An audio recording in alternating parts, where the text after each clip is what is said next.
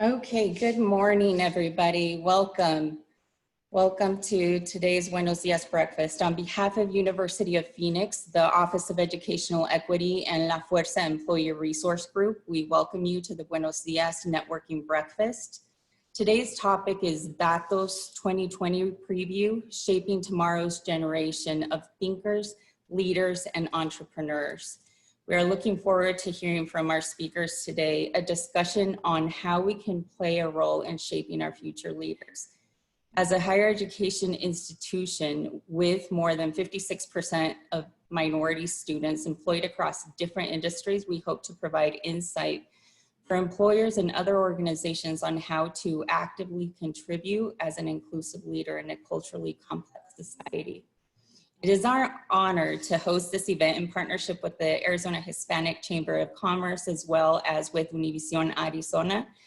This session is being recorded, so please feel free to use the chat, share any resources, any thoughts that come up, as well as there is a Q&A button at the bottom of your screen. If you hover over that, if there's questions that you think of that you want to ask as different speakers are coming on and sharing their research and their thoughts, please share those questions and we'll try to get through them as we go. And without further ado, I'll turn it over to Joe Donarama from Univision Arizona. Thank you so much, and thank you for including us in this important partnership and initiative. Univision Arizona is a group of talented, passionate, and inclusive people who protect and advance a proud tradition of Hispanic broadcasting. We serve a loyal and curious audience base who seeks to be informed, be aware, and improve their communities. Education is vital for growth, and we're all students in this changing world. We will vehemently promote and support education initiatives to support and benefit our communities going forward.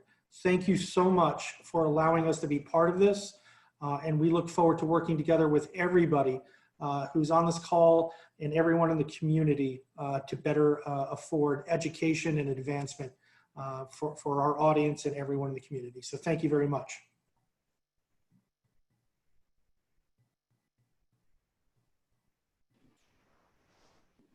Monica, you can go ahead and share your screen.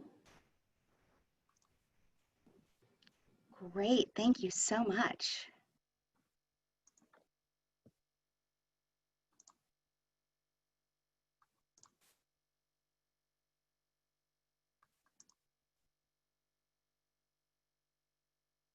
Okay, is it all working? Can you see my screen?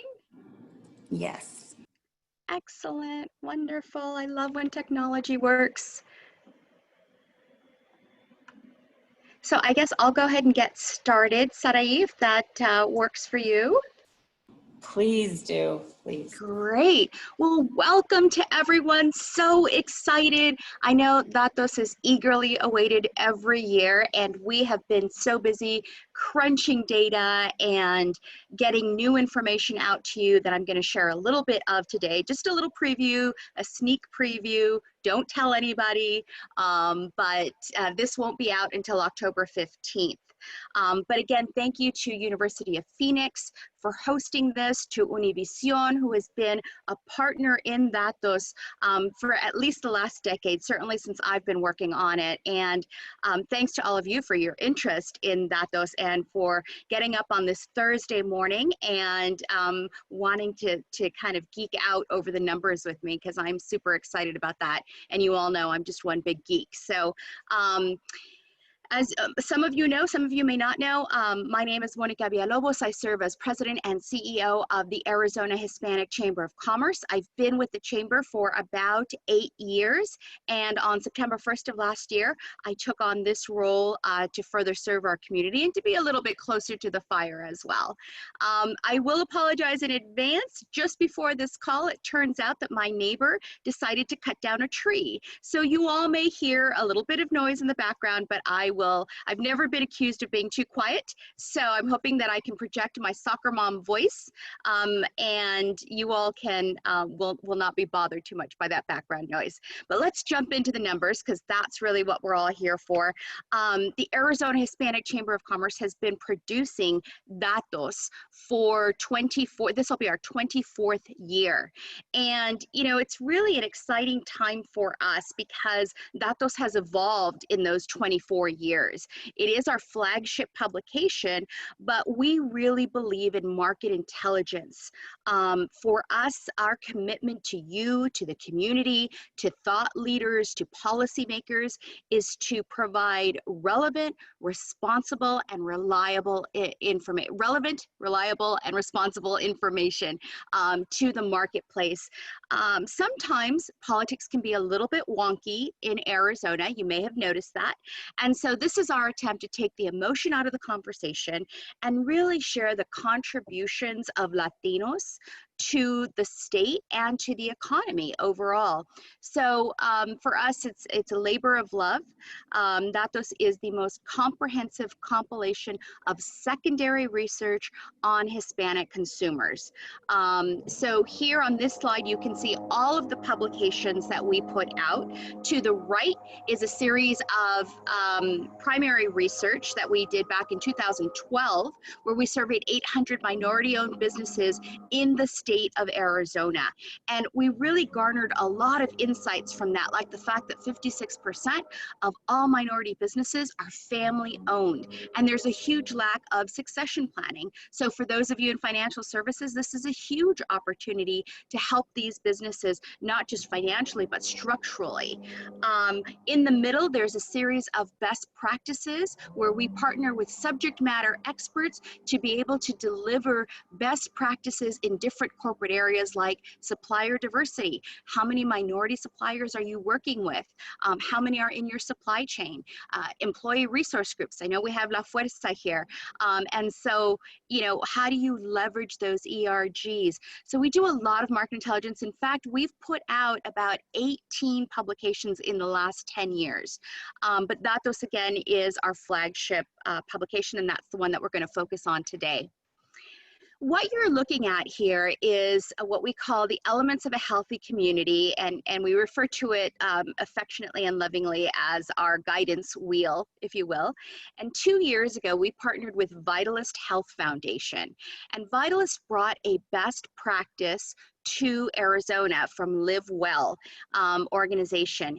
And it was really meant to outline all of the social determinants that go into a healthy community. And so it certainly, when you think of public health, you think of healthcare, and that's very important, but there's so much else that goes into it. Things like transportation, economic opportunity, social justice. And what we'll talk about today is education. So what this allowed us to do is take all of the data we collect. Keep in mind that only 25% of the data we collect makes it into the book.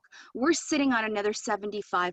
And we will have a special tool this year called Datos Total Access, where you will all have access to the same data we have access to. And we're excited to roll that out in October. But this wheel gave us a different lens and framework to filter the data. And what we were able to do is have more productive conversations with our corporate partners, with our business owners, with our community leaders, and with our policymakers. For instance, we know that 10% of US Hispanics are food insecure or live in food deserts. So now when we look at quality, affordable food on the bottom, almost I guess just after 6 o'clock there, is the quality affordable food lens. And when we look at that data through that lens, it makes it more productive, because now when we go speak to our food retailers, we don't just say, hey, here's a fiesta we want you to sponsor. Those things are important and they're fun and they add to community cohesion. But what's really powerful is to have the conversation about, here's a zip code. We need a supermarket in this zip code to provide affordable, healthy food, fresh fruits and vegetables, and access ultimately. It's not it's not a coincidence that those food desert areas have more fast food restaurants, QSR, quick serve restaurants, than other zip codes, right? And so that's just not a healthy, balanced way to consume food. Always, certainly, we can have the occasional fast food, but we want healthy food. So that's what this framework does. And partnering with Vitalist really helped us look at the data in a whole new way.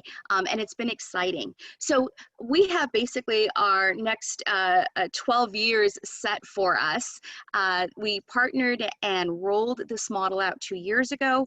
Last year, the focus was on healthcare and really the difference between having insurance and actually having access to quality medical care. And we had some wonderful findings and insights if you were involved or attended Datos last year. This year, we're focusing on education, and we're very excited that on October 15th, Dr. Victor Rios will be joining us, and he has a wonderful TED Talk, if you haven't seen it, around how systemic issues are pushing out kids, not that they're dropping out. So his documentary is called The Pushouts, and I think you'll really, really enjoy it. But we're going to back it up with a little bit of data now. I'll share some overarching kind of basic data with you, get a little bit into K through 12, and then Jamie Boyd, our wonderful partner from Univision, will share a little bit more on data. So let's dive into the numbers. Everyone always asks, what are the numbers I need to be aware of? So there are 6 basic numbers when you're having the conversation about Hispanic growth and impact that you should know. These are the first 4, and this is that there are 60 million Hispanics in the US. Keep in mind, these are census numbers. They're very conservative. They do not account for undocumented, nor do they account for the 3.5 million in Puerto Rico. So this is a very conservative number, yet it's a significant number because we know that if Hispanics in the US were their own country, they would be ranked 25th in terms of size of the 233 countries in the world. So very big in growth. We also know that they're a significant part of the US population and growing. 1 in every 4 births in the United States is to a Hispanic mother. And so, soon to be at least 25% of the population. We know that they're spending nearly $2 trillion in the country. My ongoing joke is we do a really good job of making money. We do a great job of spending money. Saving, not so much. Again, another opportunity for our financial services partners. But to give you some context, that is more in spending power than Australia's GDP and Canada's GDP, their gross domestic product. So if you think of GDP as the income produced by a country, Hispanics in the US are spending more than those countries are making in GDP. So again, a significant amount. When we look at Arizona, over 2 million Hispanics in Arizona. We are 30% of the state, 40% of Phoenix Metro, and more than 50% of our K through 12 system. So again, when you look at the consumer base and you look at purchasing power, Hispanics are really driving the economy, not just now, but into the future. In fact, we have some more detailed data that I won't share with you today, but if you look at the time during the last recession when the economy tanked, Hispanic spending continued an upward trajectory. So that recession thing, that was not our fault. We had nothing to do with that. In fact, we continued to spend during that time and kept the economy going. We're spending nearly $50 billion in the state of Arizona. Again, that continues to grow, and it's a significant amount when we think about contributions into the economy. In the end, Hispanics are putting into the economy far more than they're taking out of the economy. So it's a wonderful narrative. You know, for many years, our narrative in Arizona was sort of hijacked.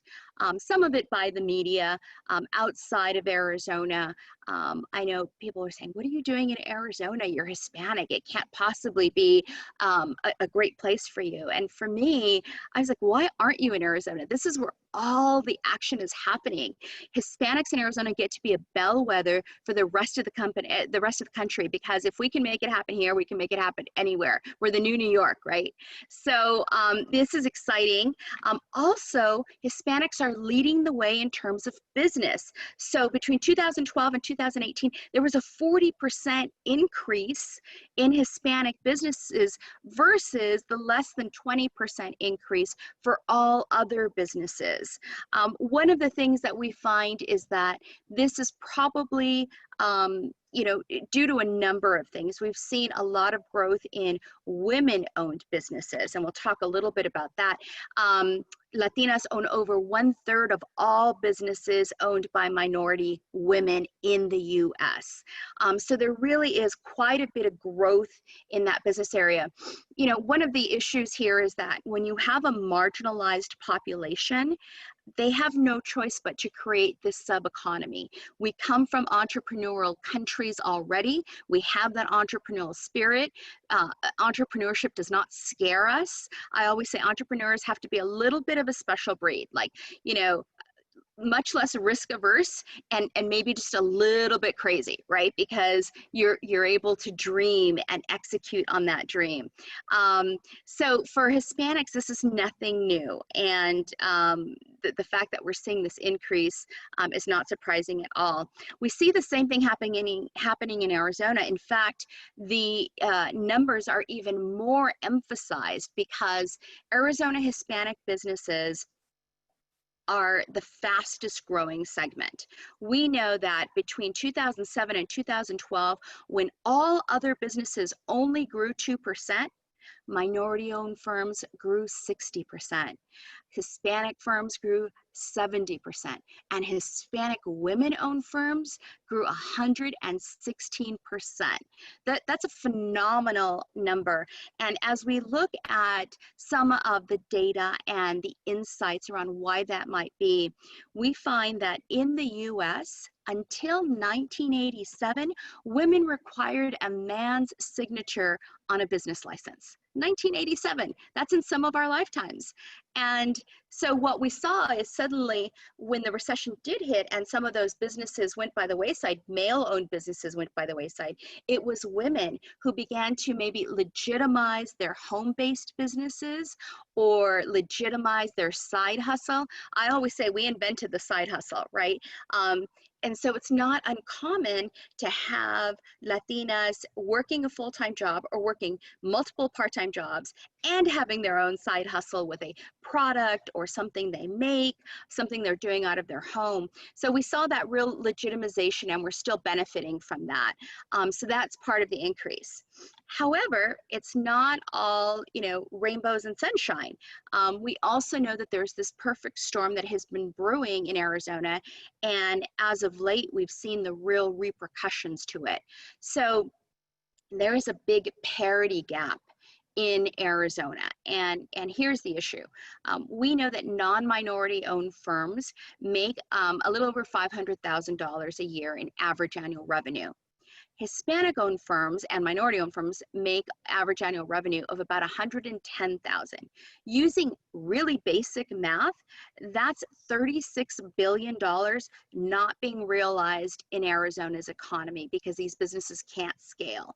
And that's why it's so important for an organization like ours, the Arizona Hispanic Chamber of Commerce, as well as all of our other minority chambers. We've recently put together the community collaborative with the Black Chamber, the Asian Chamber, the Chinese Chamber, the Equality Chamber, the American Indian Chamber, and we're all working together to help these businesses scale, because what's going to happen is we're going to have a lot of businesses growing horizontally with no vertical depth, right? With no ability to sustain something like, I don't know, a pandemic. We know from JP Morgan Chase Research Institute that most small businesses only have about 2 weeks of reserves or float cash reserves to survive some kind of shutdown. We are well beyond that. And so we're seeing a lot of businesses that are struggling to stay open, businesses that didn't have banking relationships to get those PPP funds early enough to stay in business. We launched our own AZHCC Success Business Grants.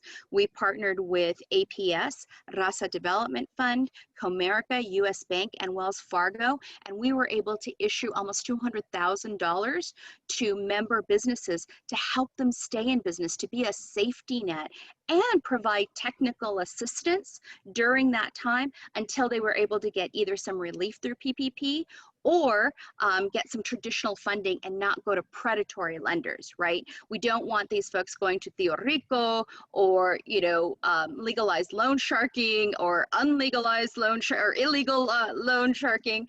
We want them to stay in business and to be able to survive this. And that's why we've been working with them. But we've been talking about this for a couple of years, and we really saw it, unfortunately, come to fruition during the pandemic, seeing a lot of businesses close. So that's the basic information that I want you to just kind of keep in mind as you have conversations and you think about the importance of Hispanic in Arizona. I'm going to switch over just a little bit for a few slides to education. Education is of critical importance to the business community. And we focus a lot on education. And one of the reasons we do is because that's our future workforce. Those are our future entrepreneurs. That is our succession planning as an organization for the future of Arizona's economy. And it just so happens that our K through 12 system is more than 50% Hispanic, obviously more than 50% minority, and they're sitting in a failing school system. We are ranked 46th in the country in terms of educational achievement, right near the bottom. And our future depends on it. We are not a big business state. We're a small business state. 98% of all jobs come from small business. We need a skilled and talented and educated workforce. And that's why this is so important. We have seen some gains. For instance, high school graduation rates have increased dramatically since the beginning of the millennia, right from 2000 to 2018.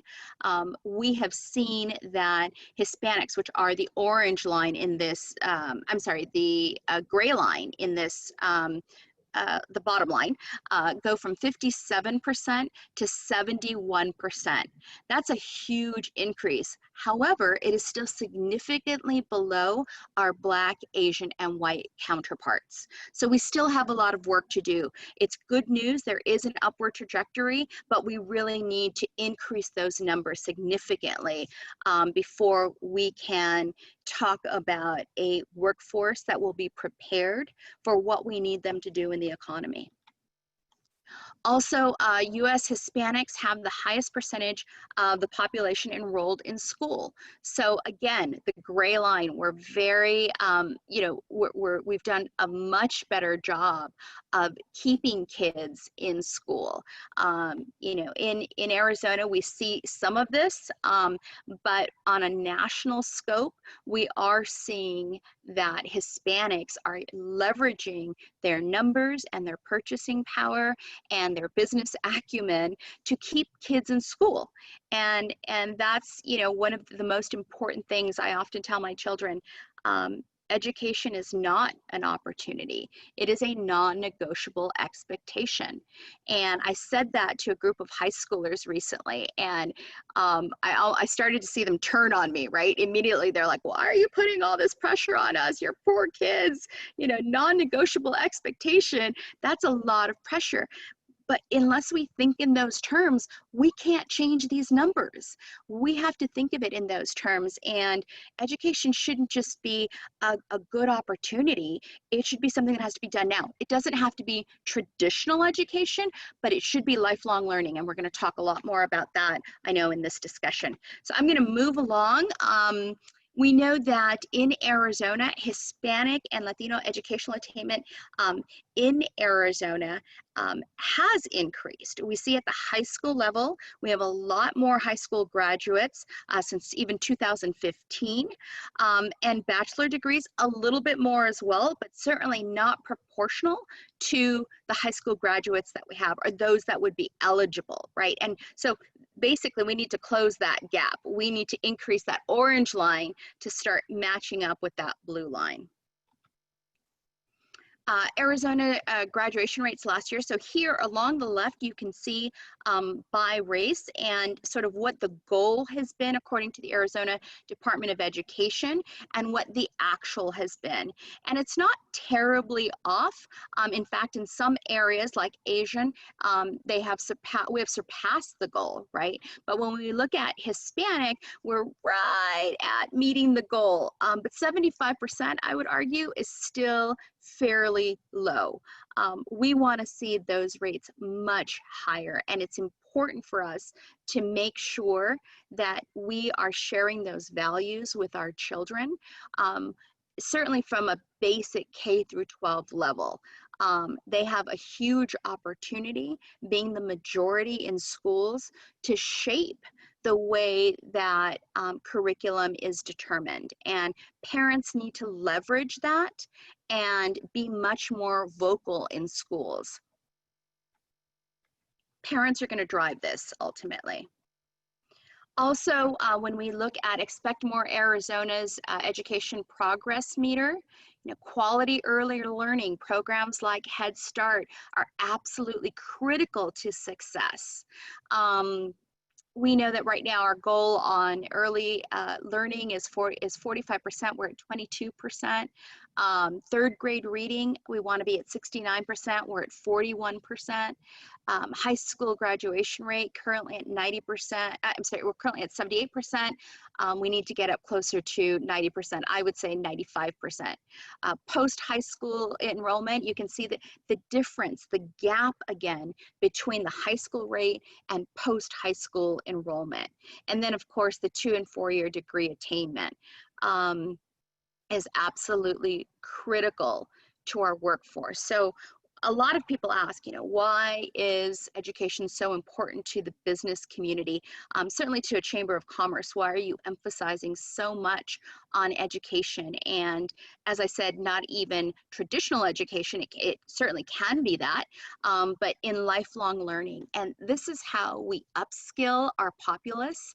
This is how we provide for our own future. Everyone has a vested interest in making sure that our children are educated, and we're failing them right now. So we need to be really smart, especially in today's environment. When we convert children to online, they have an incredible ability to adapt. And it's that ability that will help fuel the future economy. And what we do today is going to have a huge impact for tomorrow. So that's the end of my presentation. Thank you so much for listening to it. I know we're going to have some question and answers as well, but I hope you found that informative and just a little sneak preview, and you'll hear more from Jamie at Univision in just a minute as well. Thank you so much.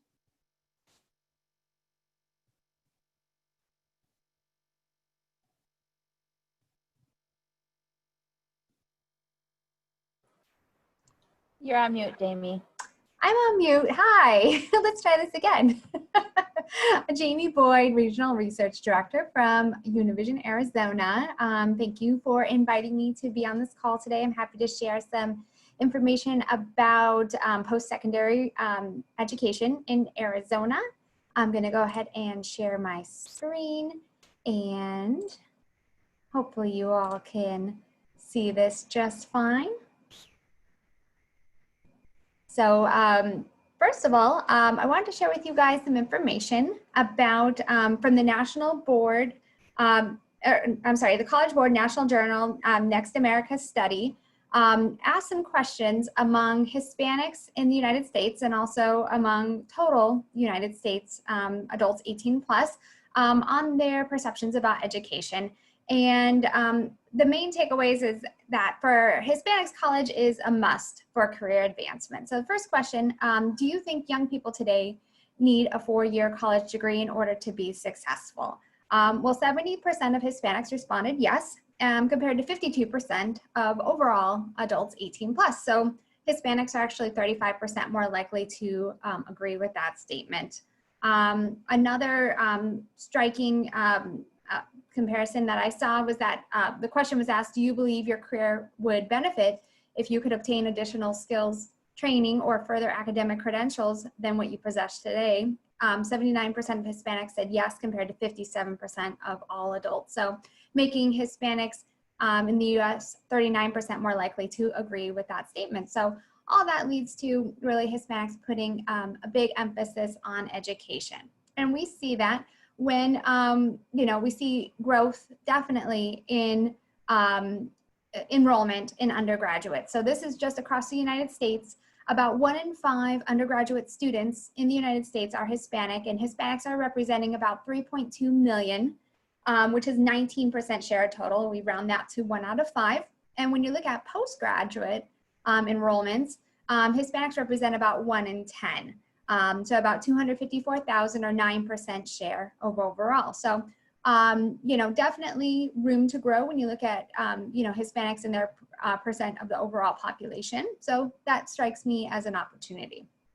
However, it's encouraging to see that there has already been dramatic growth. So when you look at other ethnic groups and you compare the growth rate or the change in undergraduates, comparing the date range of 2010 to 2018, you could see in highlighted in blue on the left side that there has been 31.4% growth among the Hispanic group for change in number of undergraduates. For all students, we've actually seen a slight decline of 8.1% over that same time period. The non-Hispanic white population has declined by about 20.5%. The non-Hispanic Black population has declined by about 20.5%. And the non-Hispanic Asian / Pacific Islander population has only increased by 4.1%. So really, the growth opportunity for undergraduates in the United States is predominantly stemming from Hispanic population. When you look at even postgraduates as well, we're seeing similar trends. The good news for postgraduates is that overall, postgraduates has seen an increase of 3%. Non-Hispanic white population has declined by about 10%, whereas Hispanic has increased by 48%. Non-Hispanic Black population has increased by 1%, and the non-Hispanic Asian Pacific Islander group has grown by 14%. So again, in both undergraduates and postgraduates nationally, Hispanics are really driving the growth. And not only were they driving the growth, but the projections are that that growth is going to continue. What's really nice to see is that when you look at the volume of expected new enrollments for post-secondary degree granting institutions, projecting forward about 5 years, we're expecting Hispanics to account for about 66% of the total growth of enrollments, or about 2/3 of overall new enrollments. So where total students are projected to be nearly flat, the non-Hispanic white population is projected to decline by nearly 4%. Hispanic population is projected to grow by about another 7%. The non-Hispanic population enrolled in, the non-Hispanic Black population enrolled in post-secondary education is projected to grow by nearly 3%. And the non-Hispanic Asian Pacific Islander group is projected to grow by about 4%. So again, not only growing faster in terms of any other ethnic group, but representing the majority of the growth. So Hispanic is a big opportunity, and we're really happy to see that across the country. Now let's focus on Arizona specific information. And this information was compiled by a report from the Arizona Board of Regents. And this is all related to public university enrollment. Looking at this information, the latest data available was a report published from 2018, and it shows the percent of each population group that is enrolled in a university or in a 2-year degree program. So right now, we're looking at 76.1% for the Asian group, and that is the highest group for enrollment. The next highest group is actually the white population, close to about 60%. The Black population, about 51.2%. For the Hispanic population is 46.2%. The other population is very close to the Hispanic population, and that would just be folks that didn't identify with any of the other racial groups would fall into the other category at about 46%, and then the Native American group is at 39%. You can also see on this chart, I've called out the national average for enrollment is close to 70%.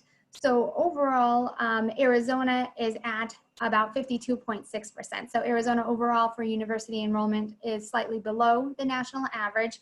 And you can see that the Hispanic population also is slightly below the Arizona average, which is an opportunity for the Hispanic population to grow. But I would like to call out that when you look at the previous years back in 2013, college enrollment rates among Hispanic graduates was at 43.6%, and that grew to 46.2%. So that's a 2.7% point increase, which is good news there. So we're seeing growth in Arizona, and hope that growth continues.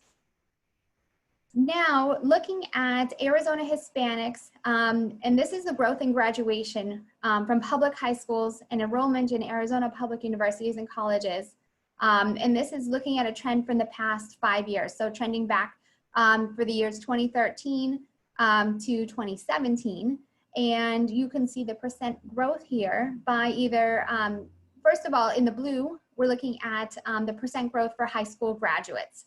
And if you only focus on the blue and you look across all the racial and ethnic groups, you can actually see that Hispanics have seen the largest high school graduation rate growth of any ethnic group.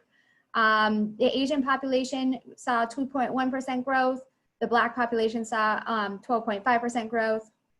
Hispanic population is close to 44% growth for high school graduation. So that's wonderful. Native American at 29.3%, white at 3% growth, and the other group a little over 35%. Really looking at almost any of the categories, you know, Hispanics for total enrollments in either colleges, 2-year or 4-year programs, up almost 53%. And that is really close to the Native American group, which has the highest growth, which is nearly 55%. Again, focusing on like the more magenta, purplish, pinkish color, you could see for 4-year enrollments, Hispanic population is up almost 65%, which is so much higher than any other group. So, you know, the main takeaway, seeing that Hispanic are just really growing. You know, we saw the national averages were really high, seeing really great growth, and we're also seeing that in Arizona, so that's very promising. Looking at, now this is composition, so looking at percent representation by race and ethnicity in graduation from public high schools and enrollment in Arizona public universities and colleges. So what these bars represent is, for example, looking at the blue, what this is saying is of all students that graduated from high school, Hispanics represented 42%. And this is just public high school. So this takes out any private schools in Arizona.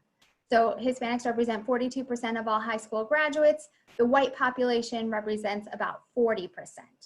Okay, so once you graduate from high school and then you can go on to your post-secondary education, you can see in the green bars, total enrollments in any post-secondary education, Hispanics represent 31%. So the second largest group compared to the white population at 46%. In the red, we actually see Hispanics really over-index for enrolling in the 2-year programs. So nearly 47% of all students enrolled in the 2-year program, post-secondary, are Hispanic compared to about 38% for the white population. But here's an opportunity for growth too. Hispanics currently represent 28% of 4-year enrollments. The white population still represents close to 54%. So definitely opportunity, but it's really nice to see that these are some strong numbers for the Hispanic population in Arizona overall. now focus on growth and completion, right? So it's one thing to enroll in school, in education, you know, in your post-secondary education. It's another to actually complete your education. And this report gives students 6 years to complete. It took me 4.5, so you know, I think 6 years isn't bad at all, you know, for completing your degree program. So when you look at completion rates and growth in completion rates, this is really strong information. So this is looking at, okay, for those that graduated high school somewhere between 2017 and 2011, you know, did they actually complete their degree program? And we're seeing a lot of growth in total completions among Hispanics. We're seeing the highest increase of 80%. For 2-year completions, we're seeing a growth of 73%, and for 4-year completions, we're seeing a growth of 85% among Hispanics, which is the largest growth among any of the other racial and ethnic groups. Not only are Hispanics, you know, enrolling in school, completing school, but there's also a large percentage that are planning to go back to school too. 177,000 Phoenix Hispanic adults are planning to go back to school in the next 12 months. This is data collected by Scarborough Market Research. And what we see is when we compare the percentage of Hispanics compared to non-Hispanics, we could see that 17% of Hispanics are planning to go back to school compared to 15% of non-Hispanics, making Hispanics 13% more likely to plan to go back to school in the next 12 months. So big opportunity there. And then also we know our current environment, you know, there's not a lot of in-person learning going on. Most of it is online, and this data was actually collected before pre-COVID. But we already were seeing that Hispanics were more likely to be distance learning and doing online courses. 150,000 Hispanics took online courses, and Hispanics are about 75% more likely than Phoenix adults in general to take courses online. We found that 14% of Hispanics compared to 8% of non-Hispanics were taking online courses. So with that, that actually concludes the presentation and the data that I wanted to share with you today. I know it was a lot to go through very quickly, but we just wanted to be brief for the sake of time and keeping it light for a breakfast meeting, but happy to answer any questions when we have our Q&A session. Thank you so much.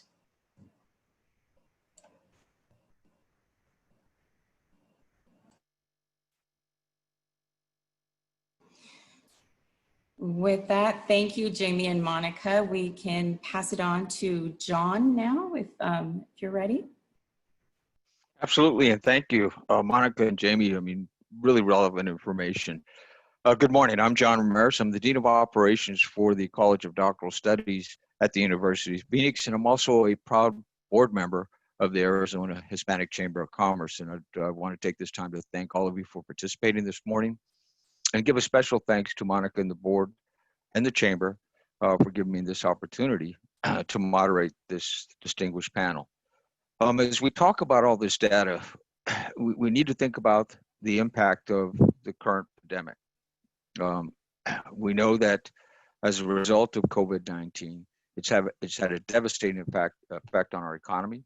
It's affected businesses large and small. It's affected your employees. It's affected your customers. It's affected your families, and it's impacted yourselves.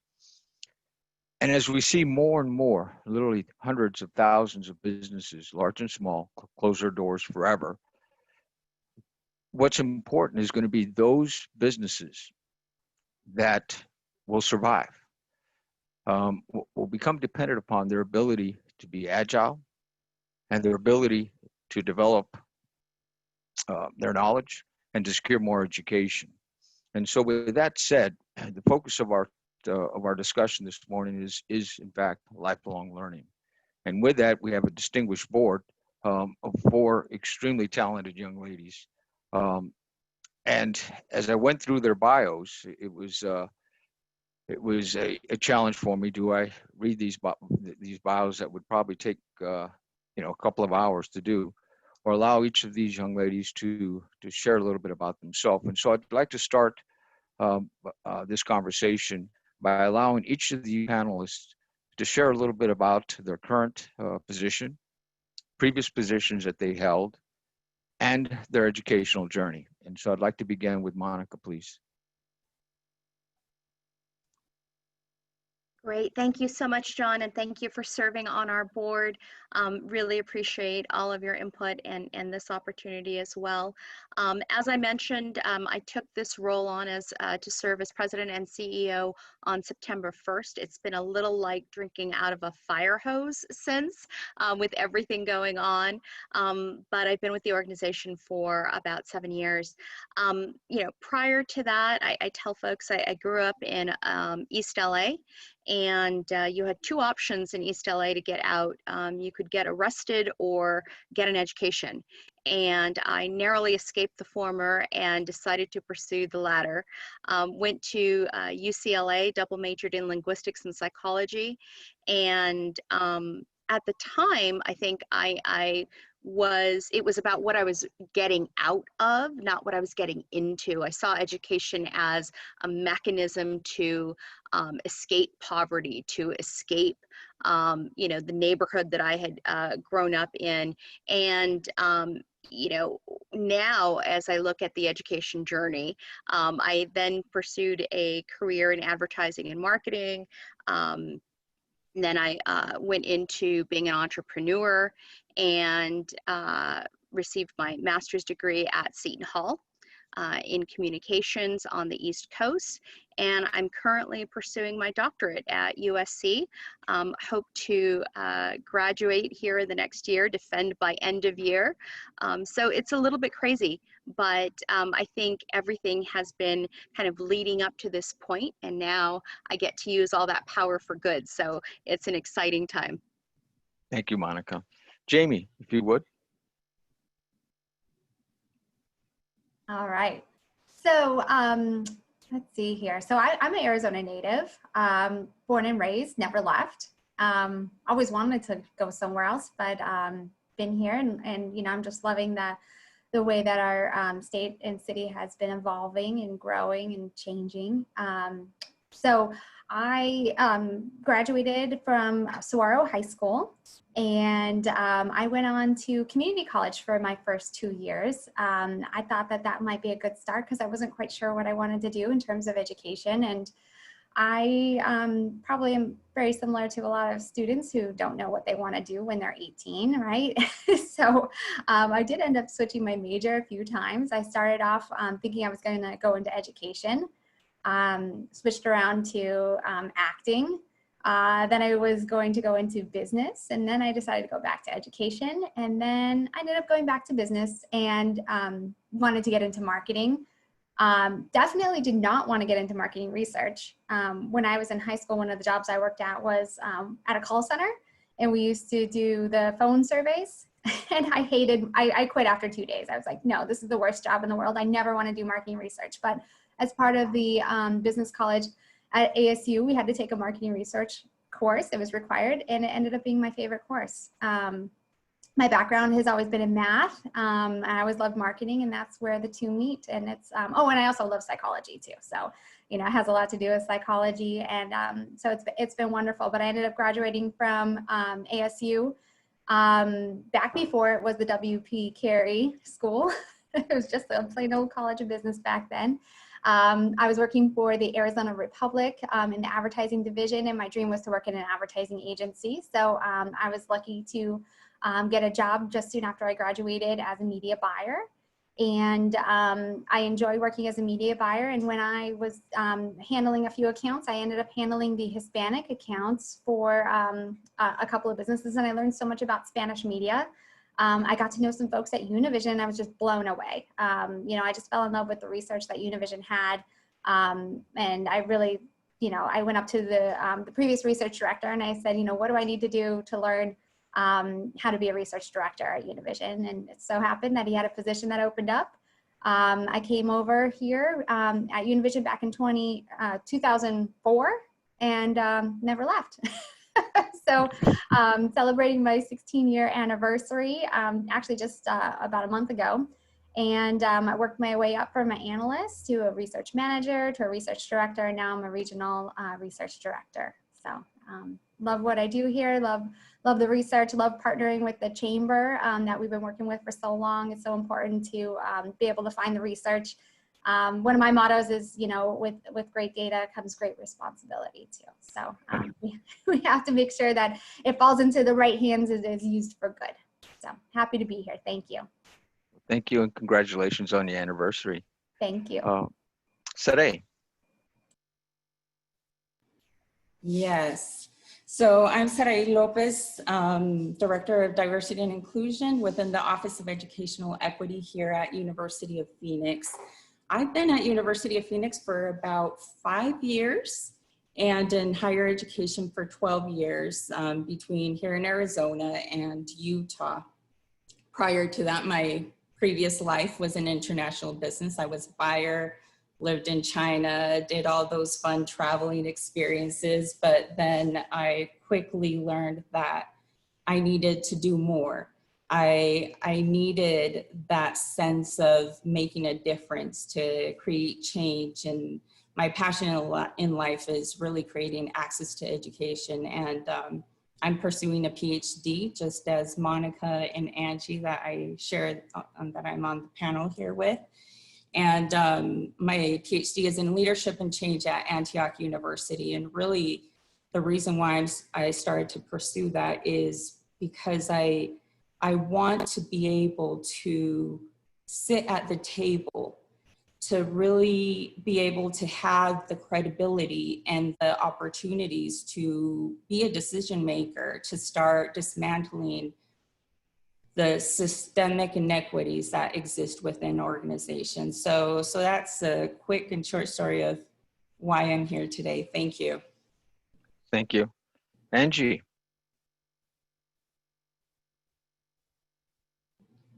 You're on mute. I think you're on mute. Good morning, everyone. Thank you. Univision, University of Phoenix, Arizona Hispanic Chamber of Commerce. I'm really excited to be here. My background, I'm a native from Arizona, grew up in Peoria. My high school and my kindergarten are still standing there. My parents were migrant workers, so our vacations in the summer were going to California and picking, strawberries. I was an entrepreneur, I would say, early in around 13 years old, because my parents would send me to actually go sell tamales. And my father started his own business, so I started learning a little bit about business. But my timeline is more like, I became a single mom. I actually had 3 months to graduate from high school. And at the time, you couldn't be pregnant, so I quit school 3 months before I was to graduate. And I told my father, he said, okay, well, and that was it. So what I did was my career started actually having children, being in a domestic violence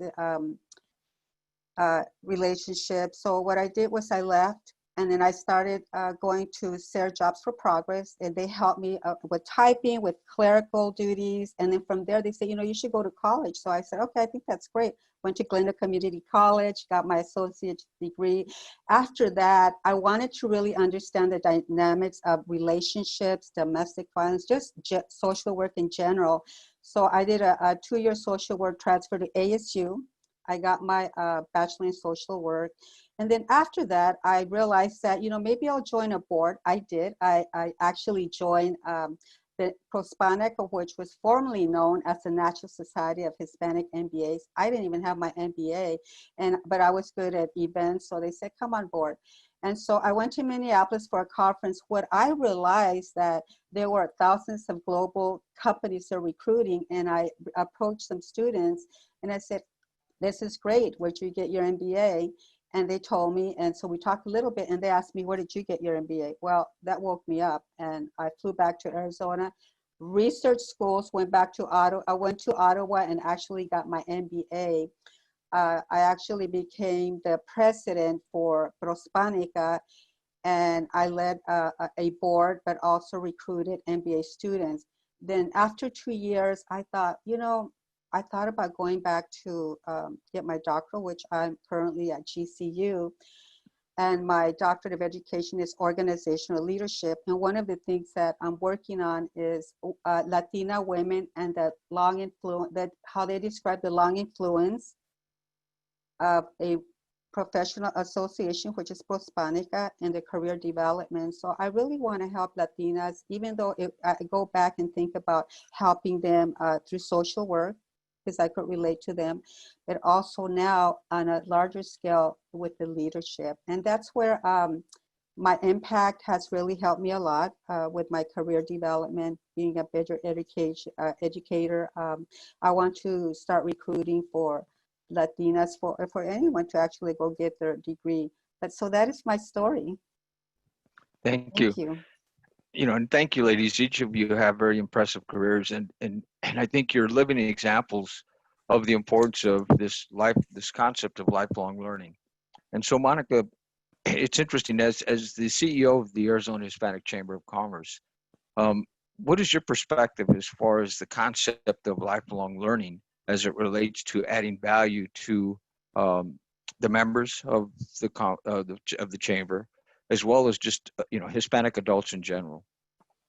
Sure, absolutely. I think, it is a lifelong process, and the idea of embracing lifelong learning is critical to our success. We clearly have the numbers in the US and in Arizona, both in population, purchasing power, and now businesses. That next step is to have those same numbers in education, in politics. That increases our voice. And so again, whether it's traditional education at a university or an institution, or just upskilling and lifelong learning, that is never going to work against you. That is always going to be something that helps you. So whether you're a business owner, whether you're a corporate professional, whether you're just starting out your career, education is always something that will help you get to something better. It's always a solid stepping stone. And so I would encourage anyone, you've heard, 4 very different stories from all of the panelists here. It is doable. It is possible. And if you never thought about it before for yourself, education has so many different options now. It is possible. And I would encourage you to reach out to folks that are doing it to be able to really strengthen our economy, not just strengthen your own family position, not only strengthen your employability, but to strengthen the state's economy. Thank you, and you're absolutely right, Monica. I think all of you and most of us have learned that are in education that there's a fine line between prosperity and poverty, between justice and injustice. And so I think, again, you stressing the importance and that value that it brings to anybody that's in business. It also trickles down, right, as we become examples, right, of education. It trickles down to our families. It trickles down to those that we come in contact with, especially, the children within our communities. So thank you, Monica, very much. Jamie, I do have a question for you. I wrote down some notes. In your presentation, you said that 79% of the Hispanic surveyed believe that their career would benefit from additional education, right? And so, with your background in marketing, how can we best market and engage with that, that 79% that want to continue their education, if you would? Right. Yes. So we also, get that question quite a bit here at Univision. One of the main questions we get, right, is like, do you want to market to the Hispanic community in English or in Spanish? Being a Spanish media company, we've realized the power of Univision, and we really reach out to our community. We see how our community reaches back out to us too when they have questions, how they use us as a resource. We've done a lot of research in the space about how Hispanics want to receive information, and we also, as a company, we've evaluated, is Univision still relevant in Spanish, right? And so many folks are bilingual within this country now, with second generation, third generation, and so on. Time and time again, though, when we run these studies, we see that the effectiveness of marketing in language and culture in Spanish media is so effective, so much more effective even than in English language. Univision does accept on certain cases advertising in English, and Nielsen has also done studies on this too, where they look at, okay, well, how does the person that's viewing commercials in English in a Spanish content setting perceive the commercials, and how do they perceive vice versa? If it's a Spanish, you know, sometimes if you're watching television in English, and sometimes there's commercials that have Spanish in them too, you know, what does the viewer think about that, and how does that impact their decision-making process? And what they found is that when you're mixing, what Nielsen found is that when people mix the language, where they put maybe an English commercial in a Spanish content environment or vice versa, that it kind of confuses the brain. So it takes you a little bit to kind of come out of the environment that you're in and focus your brain on like kind of retranslating, even though a lot of our audience does tend to be bilingual. So what we find is that, you know, advertising in Spanish seems to have the best results, not only in terms of viewers responding to the message, but also liking the message, kind of cutting through the clutter too. Spanish language advertising has less advertisers overall. I think it's kind of first thought to advertise on English language television, whereas most folks don't even consider Spanish language. They think, oh, it's just little Spanish language stations. They don't really reach very many people. Where in fact in Phoenix right now, and it has been for a long time, that actually Univision is one of the most watched TV stations in the market, especially among adults 18 to 49 and 25 to 54-year-olds. So greater impact, greater reach. You know, that's what I would recommend just by looking at the data. And I think that that's something that isn't really top of mind to folks. I think that that's almost like a secret. And it's something that I didn't really realize either before I started working at Univision. You know, you kind of have, also a lot of folks, I kind of have this bias too about maybe how they think and how they consume media. And I think that's where it's really important to look at the research instead of just thinking about, oh, what do I think? What does my family think? What does my group of friends think? But think about, you know, the research that's conducted that is to a wider group, that is among a sample of randomly selected folks. And that's what the data tends to tell us. Thank you. Okay, you're welcome. Sere, I've got a question for you. As a young Latina, was education promoted in your household, and was really that the focal point that provided you that drive to continue to pursue education and become a lifelong learner? Yes, I think education is a priority within Hispanic families. And I know, I grew up knowing that education was a priority for me. It was not a question. It was a requirement. And this requirement was oftentimes not spoken. But yet I adopted it by listening to my parents speak about their desire to give us a better life, and by watching the sacrifices they made to live in a country where they couldn't navigate as easily as they could in their native land.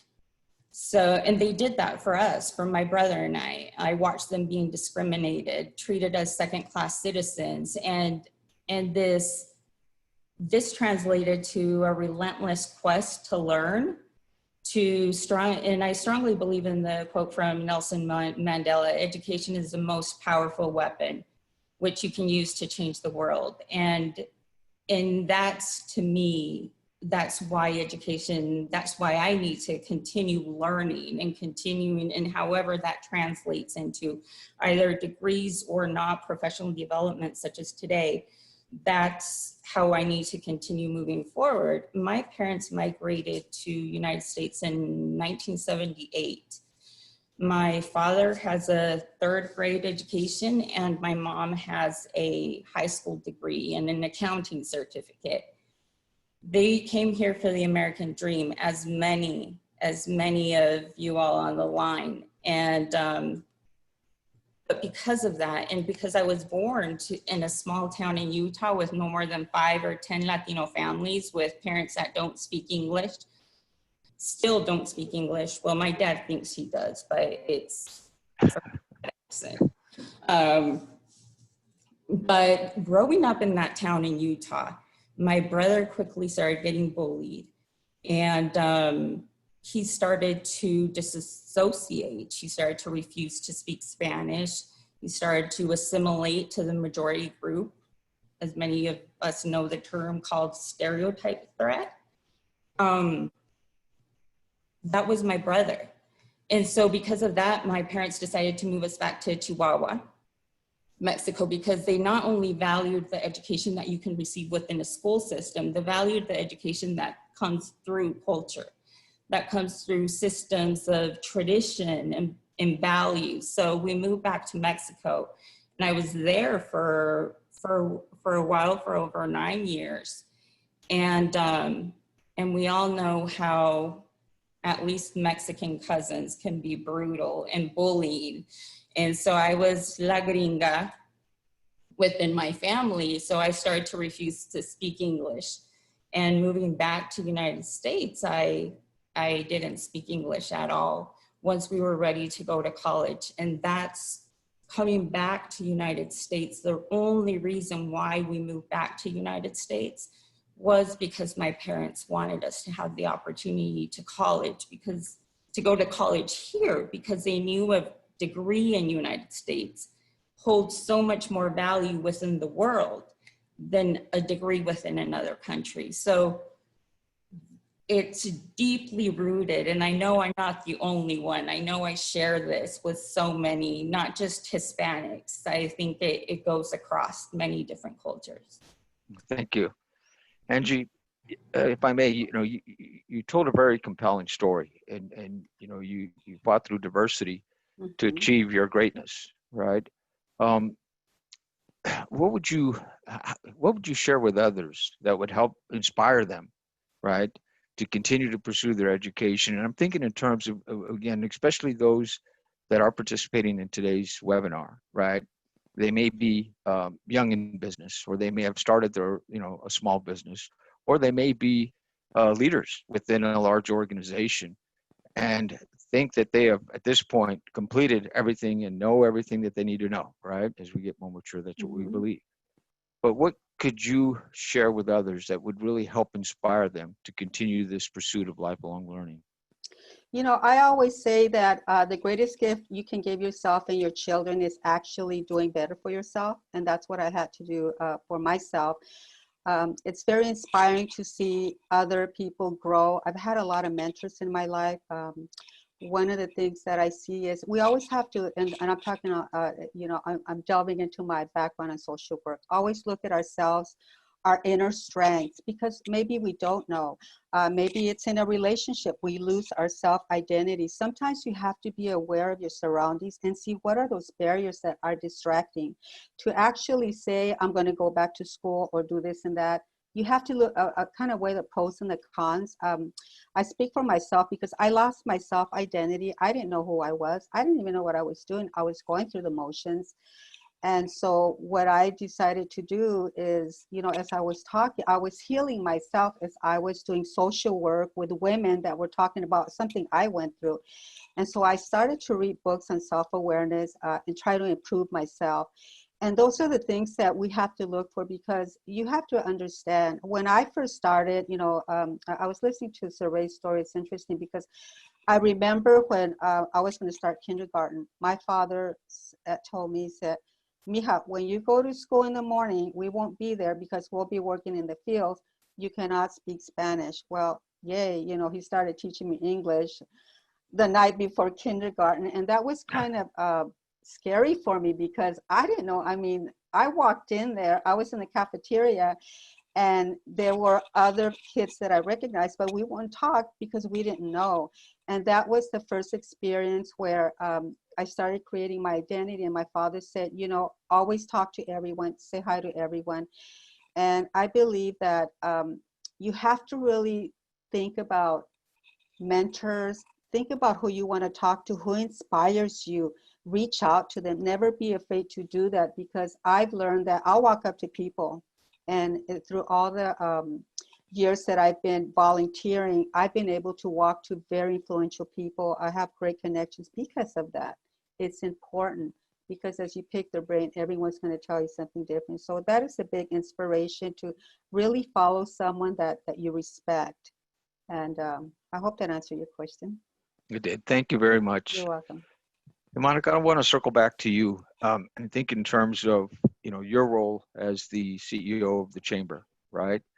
Could you provide some of the reasons why, a member of this audience, a small business owner or a leader in a large organization needs to continue their education, and maybe it's even beyond just, a four-year degree or a doctorate? What would be some of those reasons as to why they must pursue lifelong learning? This is a topic I'm so passionate about. In one generation of my family, my mother picked cotton for a living when she was growing up. And in one generation, we've gone from cotton pickers to someone who has a doctorate. And that is the example and the legacy that I'm leaving for my children, right? And it will be that much easier for them because they have a roadmap. They have the roadmap that I didn't have.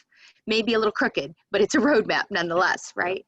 And I think for anyone on this call, I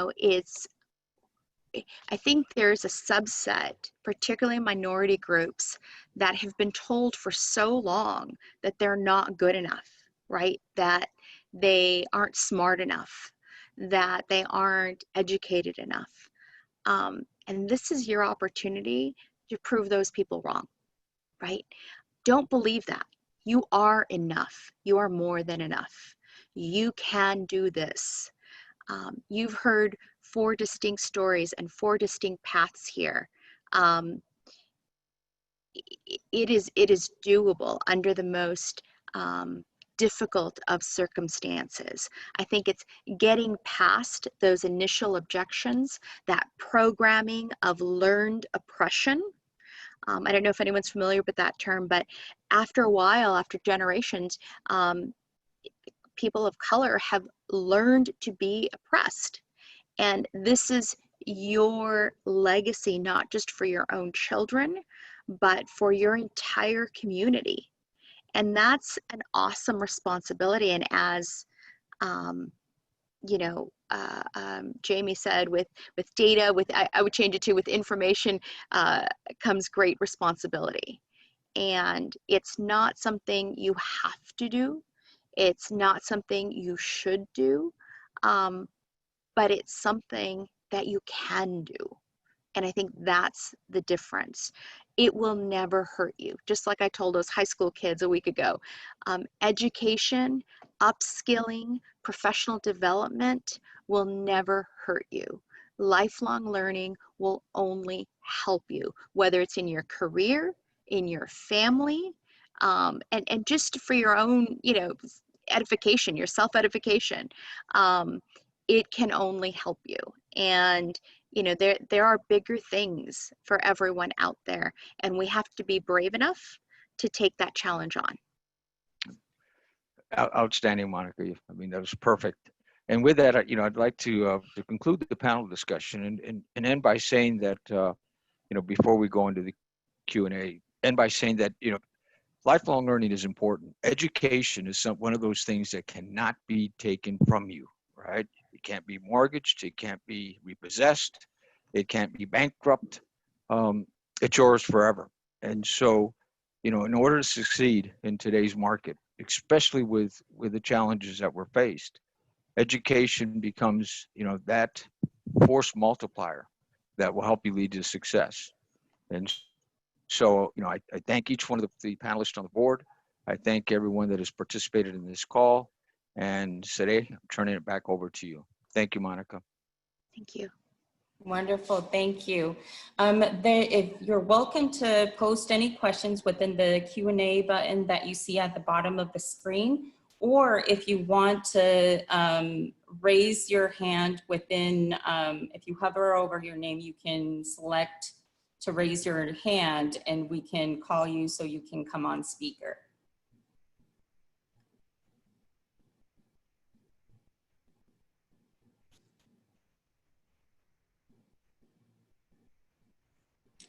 There has to be some questions.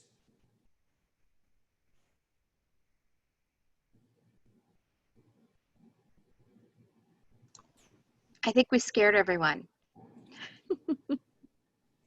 There is a question, how can we become more active within the Arizona Hispanic Chamber of Commerce? Great question. I love it. There are so many opportunities to engage with us. I would recommend that you connect with Angie, who's on the panel. We also have some other team members that are on the panel. Call us, email us, chat us. You have all of our information on our screens. We would encourage you, whatever you're looking to contribute to, we have our hands in just about, everything. So whether it's education or business learning or whatever it may be, we're working. And if it's even just networking, we have a wonderful group and a wonderful membership that really lifts each other up and helps each other. So I would encourage you to reach out again via our website, our emails, our numbers. Again, all of our numbers are on the screen. So thank you so much, Jonathan, for that info. And I think, Jonathan, I was multitasking a little bit. I think you just connected with me on LinkedIn. So LinkedIn is also a really good one. Thank you so much. So we do have a couple of questions through Q&A. This is for anyone on the panel, also John as well. With the huge difference in numbers among Hispanic high school graduates versus Hispanics enrolling in degree programs, what is it that Hispanics struggle with in enrolling? How can I help those who don't have the tools that they need? I can answer that. So, and my apologies, can you restate that question again? Yes, so with the huge difference in numbers among Hispanic high school graduates versus Hispanics enrolling in degree programs, what is it that Hispanics struggle with in enrolling? How can I help those who don't have the tools that they need? Okay, one of the things that I've learned is that family support, there's a break in the family. A lot of times, students don't understand about FAFSA. Their parents don't either, because a lot of times maybe the parents didn't actually get a degree. So there's a psychological challenge. One of the things that I would say is that it's very important to actually get a mentor. By that I mean an academic advisor at school. It's important because they're going to walk you through the process. And also, one of it is the challenges of funds. Their parents don't have money. So that is really important to really find someone that can help you get involved in a program if you do start school. Because, when you talk about families and students going back to school, some of us didn't have parents that would influence us to go back to school. So what do you do? And maybe your friends aren't in school either, but I always say there's always has to be a mentor in your life. Look at people that have gone to school, college. So those might be your first mentors, somebody you can talk to. Today, if I could add something to that conversation, Please do. We've all had our successes, right? Mm-hmm. Obviously, very evident in the four young ladies that spoke. But we need to remember our roots, and we need to remember where we came from, and we need to remember the values that we grew up in, especially if you are a native of Phoenix. And so, oftentimes, we become no longer the marginalized, right? Because we've gotten an education, we've secured a job, and we're doing well for ourselves. But we need to take the time to get back into our communities and really understand what's going on within the K-12 education system and some of the shortfalls that are occurring, and be active advocates of education. As Monica stated, being a mentor, or being a member of a school board, or being involved with, the institution, whether it's an elementary school or a high school. All those things are important, and I think it's critically important for a small business owner, right? They are your future customers, right? And so, involvement, I think active participation and being involved, because they are our future and our future success. And so I would end by saying that as we start to consider our professional and personal legacies, right? I know as a man, my personal legacy is to be known as a good father and a good husband and a good grandpa and a good friend. But my professional legacy, I hope, is someone that cared, someone that collaborated, someone that participated, someone that was active within the community and continually gave back. And so, you know, I would encourage everyone on the call, right, to do your part, right? We can't do this alone, so do your part. Thank you.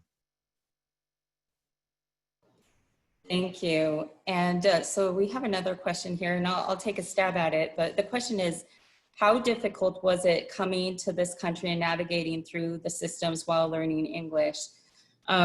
Is challenging. And like I was sharing through my story earlier, I came back to the United States, I forgot English completely. And in fact, I was actually, the high school I went to, their course that they had for English as a second language happened to be special education. And that's something unfortunately common within elementary schools and high schools. And so I was sent to the special education program, and I started to refuse to go there. And but then I didn't speak English, and I was fortunate enough that my geometry teacher caught me crying in the hallway because I didn't understand how to do my biology homework. She became my mentor. Mentorship is incredibly valuable, and that's how we can start creating change, individual change. And she's the reason why I actually pursued a college degree. She helped me navigate through college applications, helped me apply for scholarships, walked me through everything. And I've been fortunate to find mentors throughout life, John Ramirez being one of them, an incredible role model exemplifying what it is to be a mentor, opening doors, opening opportunities that otherwise I would not have.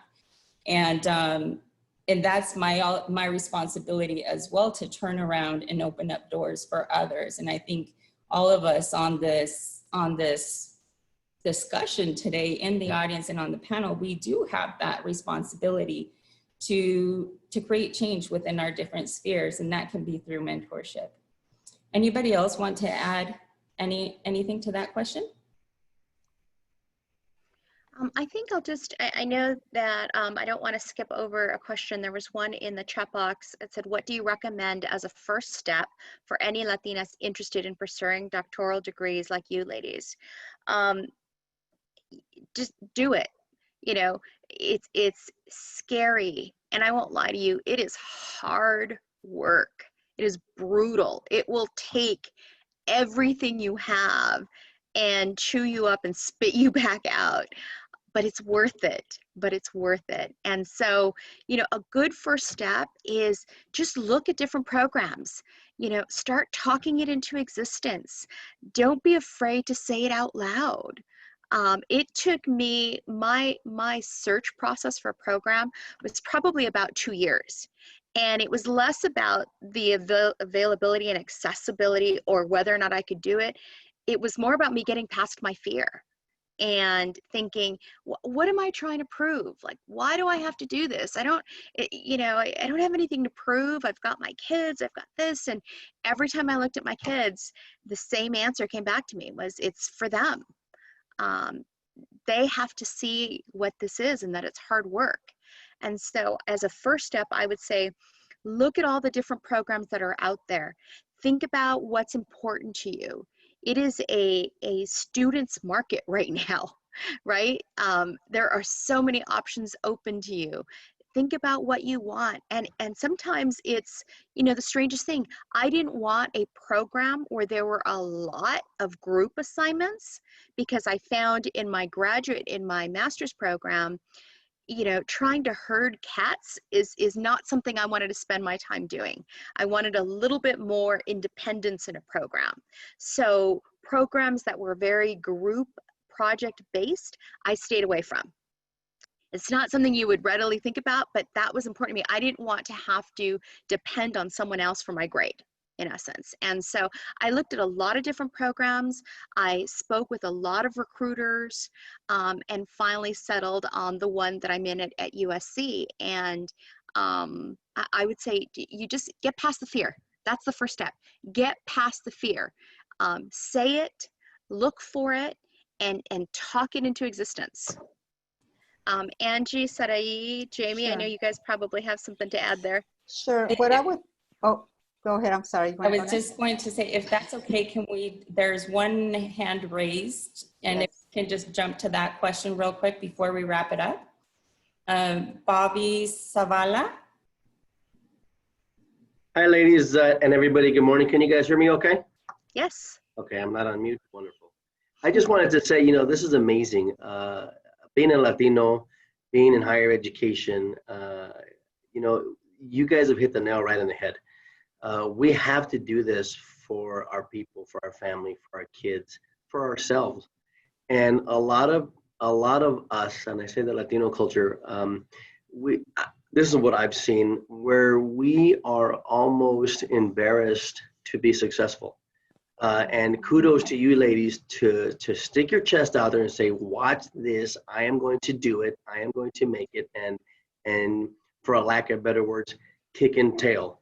So again, kudos to you ladies.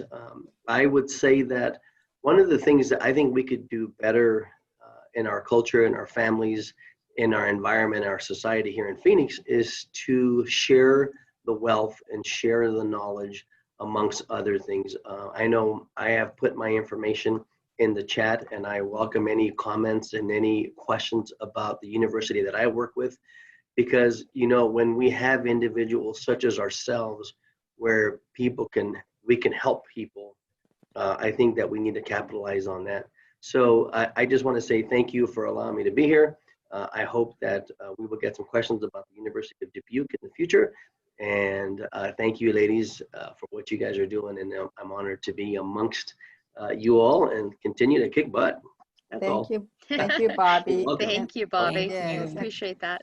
And thank you for being a member of the chamber. What I would say is, please reach out to us. We can talk to you. We can talk to you about dissertations, what's been written out there. That's how I got very inspired.